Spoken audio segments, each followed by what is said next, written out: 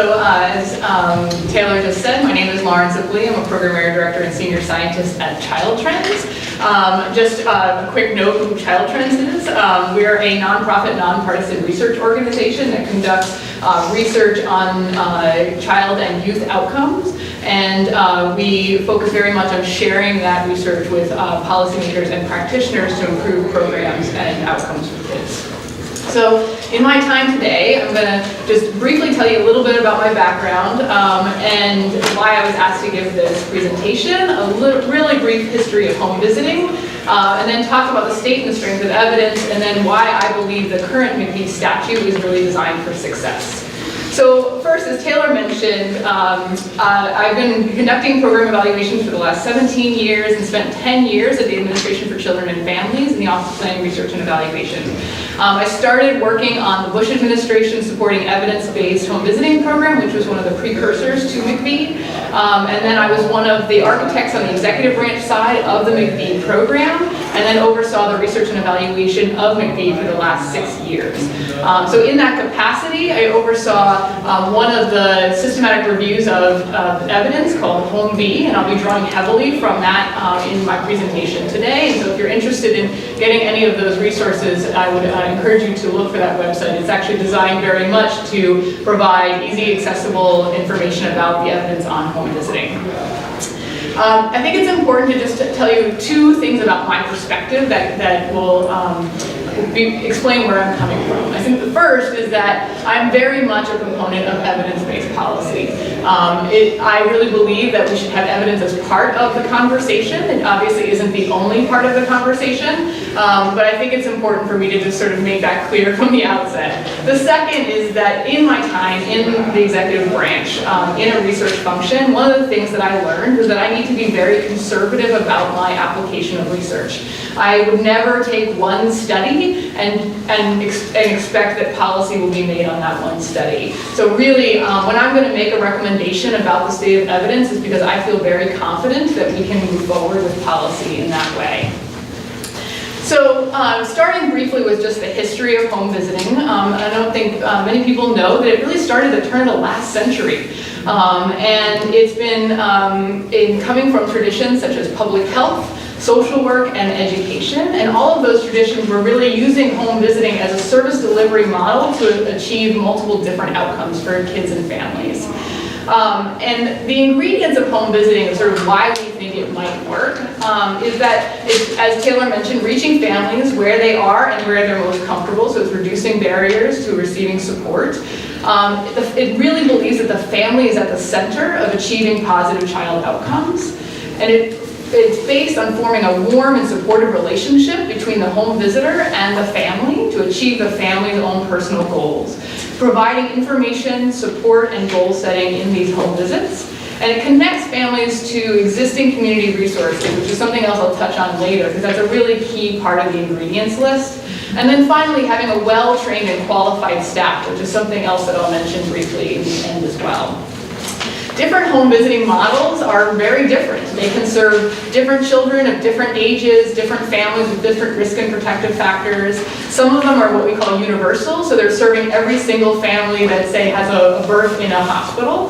And then there are others that are targeted, so they're looking at very specific risk factors, such as families that may be at risk for child maltreatment.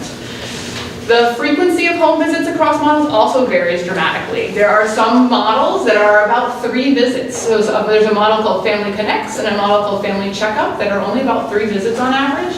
There are other models, such as Healthy Families America and Nurse Family Partnership, that begin seeing families in birth or in early infancy and then continue to see the family for multiple years after that. So when I made that comment about sort of what recommendations I make based on evidence, this is where that's relevant. I would say the state of the evidence is very strong on home visiting. The home visiting models that have been in place for the last couple hundred years is that they've undergone a lot of research. And it doesn't matter across models with multiple rigorous evaluations. Many of these evaluations at scale, which I can tell you as a researcher, usually with the effects you find when you're doing something at a state level, sometimes they're smaller than what we see in a small trial. We're still seeing effects at scale over the decades of research across different models, different states, different communities, and different populations. Study after study shows that early childhood home visiting can have impacts. The impacts of home visiting range. They include maternal health, child development, school readiness, reductions in child maltreatment, positive parenting, family economic self-sufficiency, reductions in juvenile delinquency, and domestic violence. Not all models, though, are designed necessarily to address all of those outcomes, and that's okay. Some of the models have a breadth of outcomes. Some of them might have a big outcome in one of those areas, and as long as it's societally meaningful, such as child maltreatment, that's probably, in my opinion, that's still great. Most of the models on the home visiting list of evidence-based models do show favorable impacts in child development and school readiness, as well as positive parenting. There are two models that stand out that have a breadth of impacts.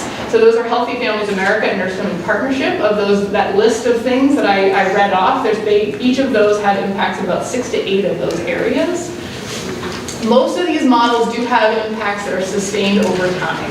Some of the models actually have impacts that are sustained for a very long time. So Nurse Family Partnership shows reductions in substance abuse when the children were 12, reductions in arrests when the children were 19.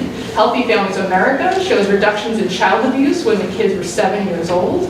Early Head Start home visiting shows reductions in child welfare encounters when the kids were 5 to 9, and increases in parental income when the kids were 5 years old. There are some gaps in the research, so I think it's important to continue to study home visiting. So one gap in particular that when I was in the executive branch side that was challenging for us is that we really honestly don't know what works best for whom. We know these are effective across very diverse samples, so diverse economically, diverse racial and ethnically, but we don't really know whether one model works best for certain populations in certain circumstances or not. Typically that's because the studies that have been conducted are quite small, and it's hard for us to actually piece that apart. That is something that the national evaluation that Taylor mentioned is actually aiming to look at. We also need to know a lot more about the ingredients of what makes home visiting work. So the list that I gave you is a theoretical list, but we actually don't have research that necessarily says that one piece of those ingredients is really critical for getting these outcomes, and every one of those things, it costs resources and time for home visiting programs to do. So the more we can find out about what really is causing those impacts, I think the more efficient services we can provide.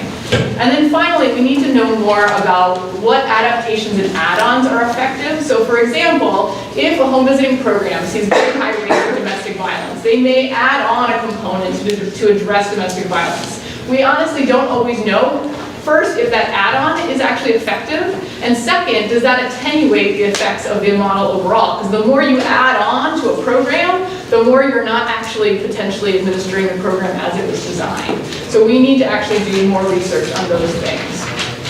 The other thing that we know from implementation science in both home visiting and across evidence-based programs is the importance of implementation. So when I listed off the impacts around home visiting, I said home visiting can have these impacts, and the reason I use the word can is because we have to have a few things in place in order to attain impacts. So that includes well-trained and supported staff. So we, right now in the field, are really struggling sometimes in some of the areas to find enough home visitors to serve the models that we have. So thinking about the pipeline of home visitors and how do we find good home visitors. We have to have fidelity to the model. The home visiting programs really have to be implemented as they were designed, and that's a whole scale difference in social services. We need to have close oversight, really intensive program administration to make sure these programs are done well. The community context is critical. So as I mentioned, in home visiting, they do a lot of referrals they don't do the services necessarily, they do referrals for services. And these families are extremely high-risk families, we see from the data.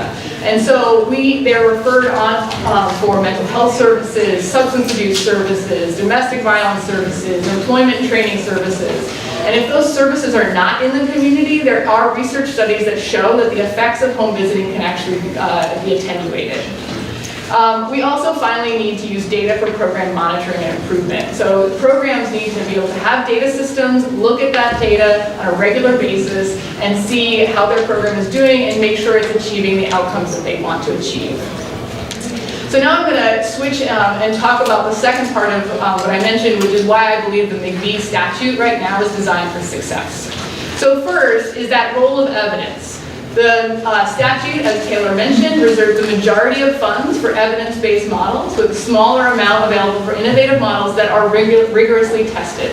This really sends a strong message about the role of evidence in program design and administration. And what it did, actually, I'll tell you on the executive branch side, was really form a strong partnership between the research office and the program office, which does not always happen. But it really made us at the table at the same time. And actually there was a GAO report at the end of last year that one of their conclusions across these, what we call tiered evidence initiatives, was that these initiatives actually caused these strong partnerships across different programs. And in addition, what we saw in the MIECHV report to Congress, which was turned in about a year ago, one of the interesting findings for me was that states reported that they leveraged this evidence requirement in their states. So prior to MIECHV, there was a lot of investment in homegrown models that we didn't know whether they worked. And states used the evidence requirements in the MIECHV statute to actually expand the amount of investment in evidence-based programs and reduce it in programs they don't know that they have evidence of effectiveness, which I think is really interesting. The second thing was that GAO report also mentioned that across tiered evidence programs, that federal agencies reported that they were able to leverage that evidence-based requirement in other discretionary grants. So they were able to say, this is a movement, and that we're going to continue that movement in other areas outside of this particular statute, which I think is really interesting. The second reason why I think the MIECHV statute is designed for success is that it has a strong emphasis on learning and improvement. So it includes a learning agenda throughout that program design, and it included funding to support data systems and continuous quality improvement. So the statute has an ongoing research and evaluation portfolio in addition to required performance measures and a mandated national evaluation. And the executive branch took those requirements and has a rich portfolio of activities, including these performance measures paired with something called continuous quality improvement, which is really taking the data and having a plan to look at it on a regular basis, see how things are going, then find innovations to make improvements. This is a movement that I think is really exciting in social services, and it was exciting to see that language in the statute. Second, it encouraged grantee-led evaluations. So the states themselves and the territories said, these are issues that we're facing and we want to study. And so they were then paired with technical assistance to make sure that the evaluations they were conducting were high quality. So it's a good use of your taxpayer dollars, knowing that those evaluations were going to contribute to the evidence base, which I will tell you does not always happen. It also has this systematic review that I mentioned, HOME-V, of the evidence that is ongoing. And it included this national evaluation, MIECHV. And then finally, it included some ongoing portfolio of descriptive studies to understand something that is facing the field. So for example, right before I left ACF, one of the projects that I initiated was on understanding the home visiting career trajectories. So in order to have those well-trained staff, we have to create a pipeline of people coming into the field. And right now, we don't really have a good understanding of why people come into home visiting. Do they see it as a job or as a career pathway? If we invest in their professional development, are we investing in the field in the long term, or are they going to leave and go into some other segment and then we're losing those staff? So better understanding those things is important, and so that ability to have these descriptive studies is really important. And then, as I mentioned before, the statute did allow for the investment in data systems and this continuous quality improvement. And I would say I will give credit to HRSA that they created the COIN network, a collaborative and improvement and innovation network, where they really worked with states that put their hand up and said, I want to do this. And the states came together around particular outcomes such as breastfeeding, family engagement, and children being screened for developmental delays. The states together looked at their data, saw where there were issues, developed innovations, tested them, and then came back together on a regular basis to talk about what was working, what was not working, and how to make improvements. And I think that's a really exciting part of what makes MIECHV a success. So with that, I will end my talk, and I'm happy